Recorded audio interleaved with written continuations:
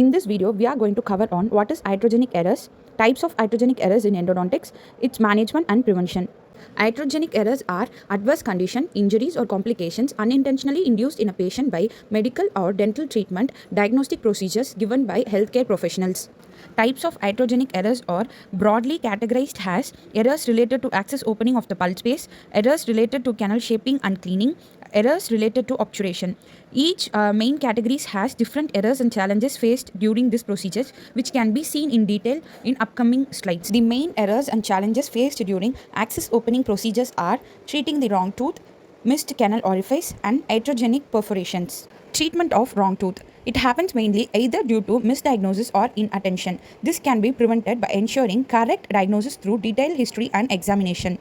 Next common error in access opening is missed canals. They are mainly caused due to failure to externalize the internal anatomy while studying the preoperative radiograph. Next, lack of knowledge pertaining to root canal anatomy, configuration and its variation.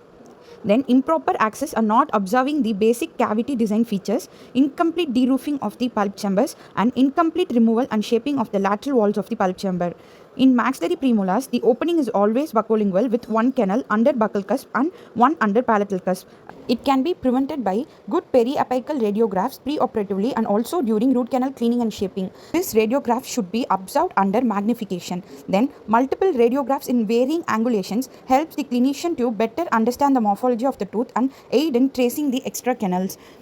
At last, we can use DG16 Explorer or size 6 or 8 or 10 ISO-K files to locate the orifices. The other examples of various files which work more efficiently in such situations are C+ file and ProFinder files. Second most common iatrogenic errors faced by a dentist in day-to-day life is iatrogenic perforation or cervical perforation. They are mainly caused by various reasons and which are failure to preoperatively interrupt the internal pulp space anatomy accurately and limited diagnostic skills by the operator. Next, calcification of the pulp chamber, crown root angulation and crowding or rotation of a tooth in some cases. It can be prevented by various methods in which one must study the crown root angulation of the maxillary lateral incisors and mandibular first premolars thoroughly before proceeding with the treatment because it is the most common tooth which normally exhibit crown root angulations. Then, removing all caries is the basic rule of the endodontic treatment, but in effort to remove, we should not remove the excessive or unaffected healthy dentin and undermining the crown tooth structure, which might also cause in the perforation. At last, repeated and thorough evaluation of the radiograph is a must and mandatory to avoid any mishaps such as perforation. Iatrogenic errors in obturation, underfilling of obturation. This mainly happens due to loss of the working length as the result of packing dentinal mud in the pulp space. This happens mainly due to insufficient irrigation. The best way to prevent this is use of small sized files to dislodge the packed dentinal mud and irrigating the canals with sodium hypochlorite frequently. Next, obtain a radiograph after this procedure and reposition the master cone. Then, take a confirmatory radiograph and proceed with obturation. Overfilling of gutta percha. This is caused due to shaping of canal beyond the working length. Apart from the other basic conditions, the following ought to be observed carefully. Accurate estimation of the working length.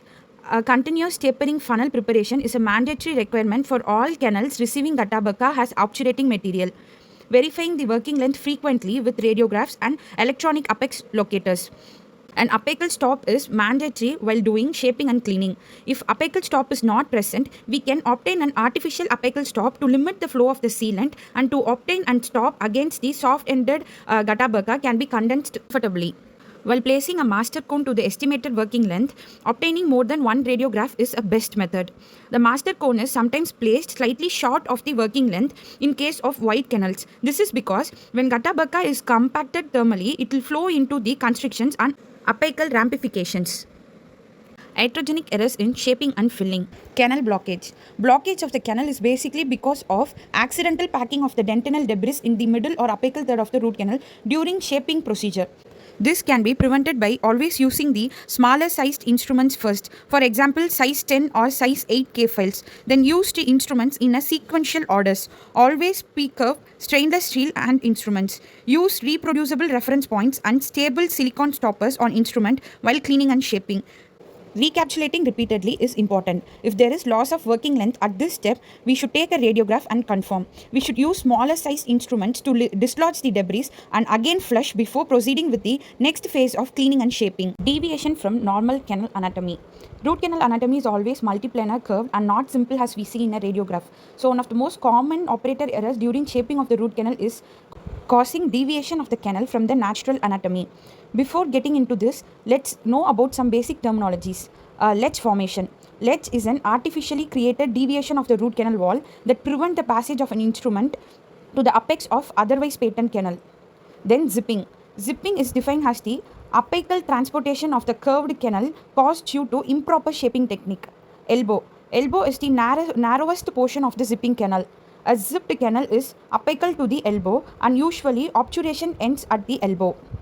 Various causes are not extending the access cavity sufficiently to allow adequate access to the shaping instrument to enter the root easily. Then complete loss of control of the instrument if the endodontic treated is attempted through the proximal wall surface cavity or through a proximal restoration. Then incorrect assessment of the root canal curvature, forcing and driving the instrument into the canal. Failing to use the instrument in a sequential order, rotating the file at the working length, over-relying on chelating agents, removing root filling material during endodontic retreatment and attempting to prepare calcified root canal, and then inadequate irrigation or lubrication during instrumentation.